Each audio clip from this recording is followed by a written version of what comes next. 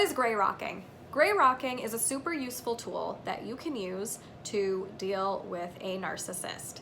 So if you are in a situation where you're quarantined with a narcissist, or you have a narcissist in your life that you kind of want to not communicate with as often, you want to slowly start lowering contact, or it's someone that you're just kind of forced to be around, it's a coworker, maybe it's a boss or something like that, gray rocking is going to be your friend. So like the name suggests, you take on the persona of a gray rock, which is pretty boring.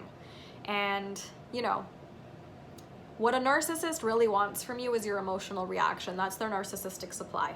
It doesn't make any sense. Don't try to make sense out of it. Trying to understand these people is only going to delay your healing because you're putting all your focus on the other person, and it's going to drive you crazy because you just cannot understand how these people function.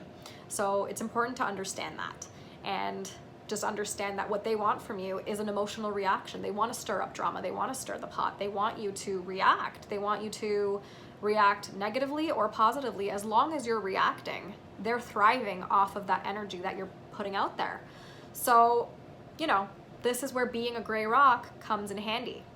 So examples of this would be somebody, like, the idea of being a gray rock is to just not give any emotional reaction to the other person, right? So if somebody is asking you questions, just give them one-word answers. Very boring one-word answers. If the narcissist asks you how your day was, if it was a good day, you're not going to tell them that it was a good day. Like, you could just say like good as like a general good, but just leave it at that. Just say like, oh, it was good. End of conversation, right?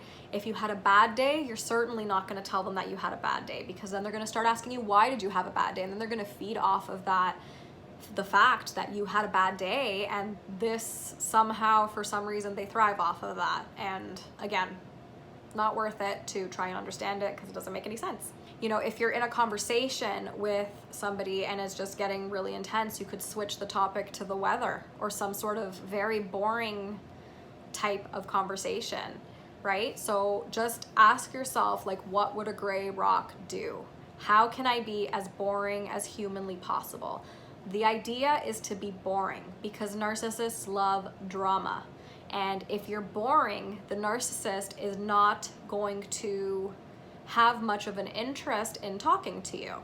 And this goes for any narcissistic relationship, okay? So like, even if it's a family member, this works. Like, it worked for me, it's worked for other people, it works. So don't doubt the fact that it works, because it totally does. And if you're skeptical about it, that's okay. That's totally normal. It's completely normal to be skeptical of new tools and new information. Another thing to keep in mind is that the first time that you gray rock somebody, it might not go that well, and that's okay. So imagine it like this. Like, if you go to the gym one time and your goal is to enter a muscle bodybuilding competition, you're not going to be that muscular, like ripped biceps kind of person by just going to the gym one time, right? So it's the same thing as gray rocking or any new skill.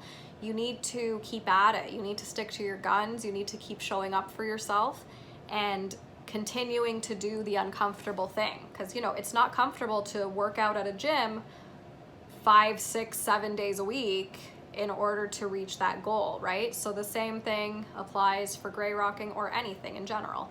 You need to do work in order to get that goal. So if no contact is your goal, you want to start with gray rocking. If, having your sanity intact at work is your goal, gray rocking is a great tool for that too. If you're in quarantine with somebody and, they're obviously bothering you and they're narcissistic, they have narcissistic traits, gray rocking is going to be your friend. So the first time you do it, the narcissist might be very confused. Like, they might lash out even more and try even harder to get an emotional reaction out of you. So just be aware of that. That doesn't mean quit. That doesn't mean don't bother. That just means stick to your guns and keep gray rocking. And if you do fall back in their trap, don't beat yourself up for it. It's totally okay. These people are extremely manipulative. So it's okay if you find yourself like if you catch yourself going back into their trap, it's totally okay. You don't have to beat yourself up for it. It's just, you know, try again next time, which, you know, we have all the next times that we have. And just sticking to your guns, continuing to gray rock, keep doing it. Process your emotions as you do this, right? Because again, this is very similar to setting a boundary when you start gray rocking. You might think like, oh, what if they think I'm an asshole for doing this? Process that guilt, process that grief, process that whatever emotion it is that's coming up, sadness, fear, anger, hurt, whatever it is. Just allow yourself to feel it, because by feeling it, you can heal from it, and it helps you to have that mental clarity that you need in order to continue sticking to your guns and gray rocking and, you know, reaching that end goal of eventually being okay with not having that person in your life, or having your sanity intact at work when you're dealing with narcissistic coworkers or bosses or whatever it is, or just making quarantine go by as peacefully as possible if you are stuck with a narcissistic person during this time.